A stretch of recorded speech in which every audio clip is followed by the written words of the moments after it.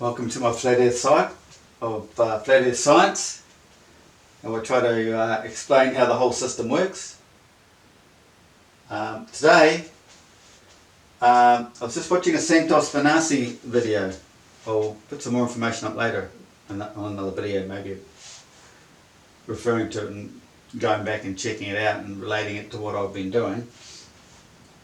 So it made me think, well, I've always wanted to convert his theory, all this astrological stuff, to the flat earth, because they're always referring to the globe and how this sine wave works in the astrology and all that.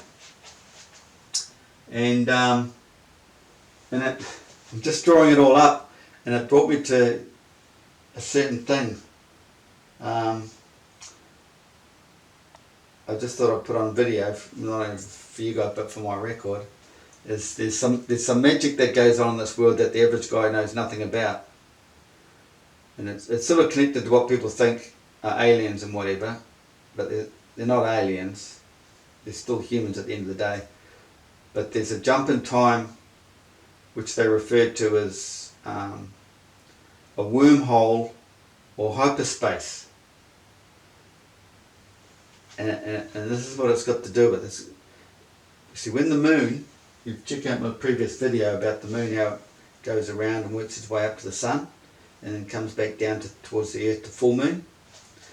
So where the Egyptians described it with the pyramids, but basically a cone, and the planets are staggered all the way up.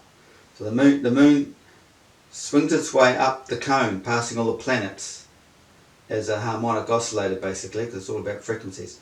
Gets to the sun, and the sun's phase shifted. It's changed now, so it's still there, but it's a chemical reaction.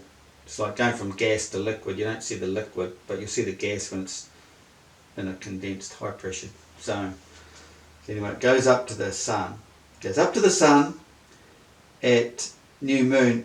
Gets up to the sun, and then travels with the sun 2.2 days.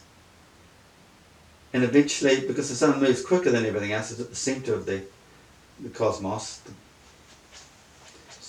The egg is right at the centre.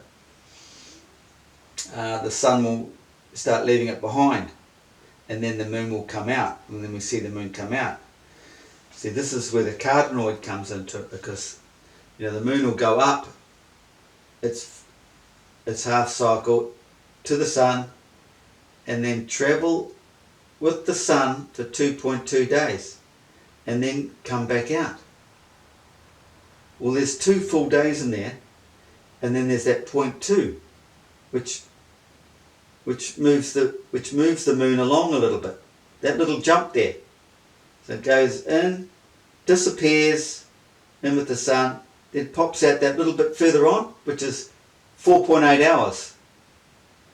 Now, that jump is connected with this hyperspace wormhole jump, and but it has to happen at a certain time. So when that's going on, there has to be a full solar eclipse. There's a third entity. There's another planet involved lining up. It'd be the Mercury or Venus, but there could be other planets, because in the whole religious story of the Virgo, Virgin, Mary and all that, you've got the 12 stars all there in a cluster as your crown of thorns or whatever it is, crown. It's to do with all that. But so this jump occurs. There's this magic. It's to do with the dual magnetic fields of Earth. Earth is a dual system, and when the magnetic fields are right, there's the magic zone, and that magic is created. Now I'm onto this magic zone. I can't describe it too much, but if you want to understand a little bit more about it, some guys patented something, and it's to do with energy, magnetic fields. Just check it out. I haven't got it with me right now. I should have brought it in. a guy called St. Clair, and it's to do with wormholes and hyperspace and levitation, spacecraft, and basically what they discovered earlier on when they started making the Star Trek movies, how they can teleport you from here to there. It's not as bizarre as what you think now when you start understanding all this. Because, you know, like Tesla showed us with this when he experiments and involving Mark Twain, when Mark Twain went to his place and he stuck his hand under this, whatever it was, and it showed basically what physical matter really is. It's the same sort of thing as when they start teleporting you from the ship down to Earth in Star Trek, get all the fuzzy stuff going on. It's sort of like that. That's what we basically are. That's what we are up there in the stars, resonating frequencies, made physical, in physical form down here due to pressure. But this is where he's patented stuff. And this is where it's all coming from. It's this magic zone between the two magnetic fields. So I just thought I'd share that. But to realise this is how the new moon system works. You get that Cartinoid shape. The moon will, full moon down at the bottom here, goes around, half cycle, into the sun, and then out again, back down, full moon. Disappears, out again.